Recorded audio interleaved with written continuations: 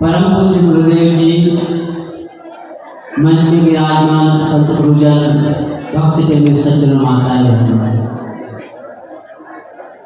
आप सब इस प्रयागराज के वार्षिक कार्यक्रम में आप सब पधारे। संतों के भजन विचारों से लाभान्वित हो रहे हैं। आए कुछ देर मैं भी आप लोग के बीच उपस्थित हूँ। आप सत्संग में आए और सत्संग में आकर के क्या सीखते हैं? हम ज्ञान चर्चा सुन करके हम अपने जीवन को बदलते हैं कि नहीं बदलते हैं? जो हमारे जीवन को परिवर्तन कर दे, ऐसे विचारों को सुन करके क्या हम अपने जीवन में कोई परिवर्तन कर रहे हैं? सत्संग तो हम सुनते हैं, ज्ञान की चर्चा को भी सुनते हैं, लेकिन जो परिवर्तन होना चाहिए, जैसे आप बीमार पड़ जाते हैं तो डॉक्टर के पास जाते हैं, या कोई चीज की कमी होती है तो उस कमी को पूरा करने के लिए ऐसे व्यक्ति के पास जाते हैं जो उस कमी को पूरा कर सकते हैं। ऐसे ही हमारे जीवन में जो कमियां हैं या कमजोरियां हैं, उनको पूरा करने के लिए हम कहाँ जाते हैं? सत्संग में। हमारे अंदर में जो कलिमस है, हमारे अंदर में जो बुराई है, जो मोह ममता है, उसको हम दूर कैसे करें?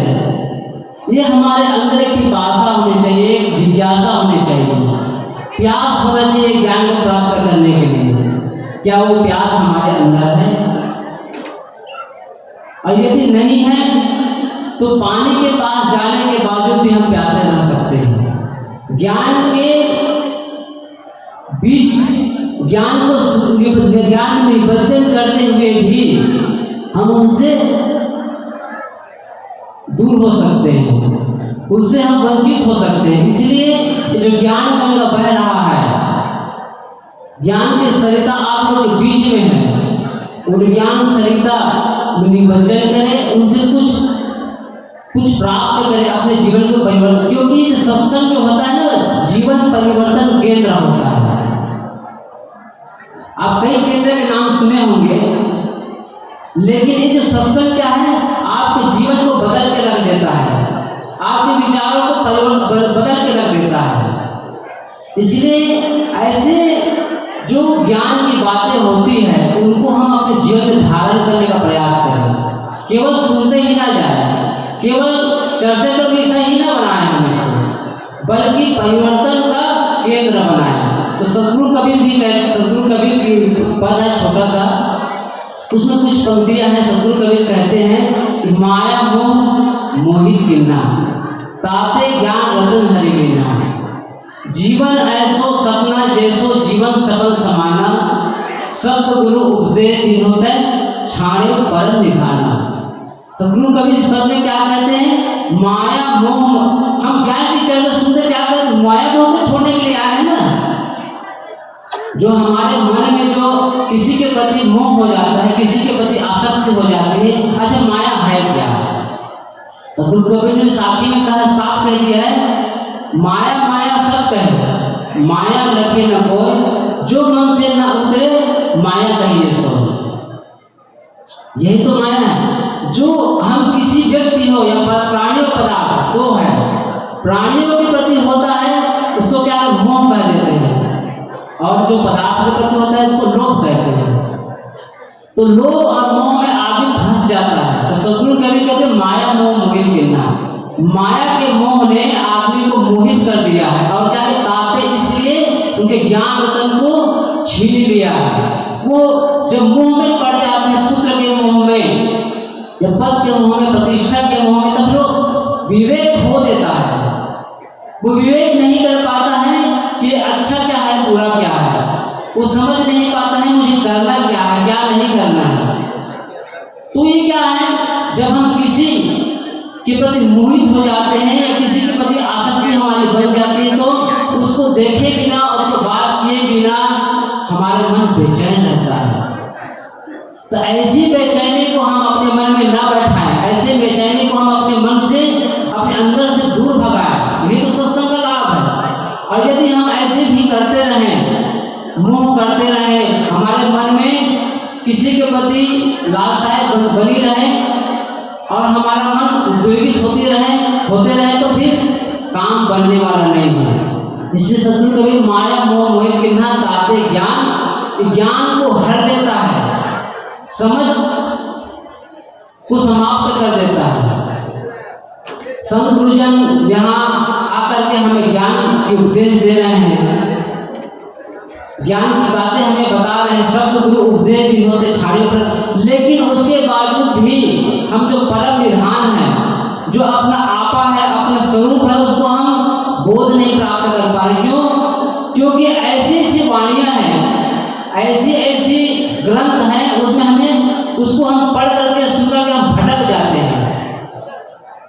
रोचक वाणियां होती है, भयानक वाणियां होती है और यथार्थ, लेकिन रोचक और भयानक में हम फंस जाते हैं, यथार्थ तक हम पहुंचते ही नहीं है।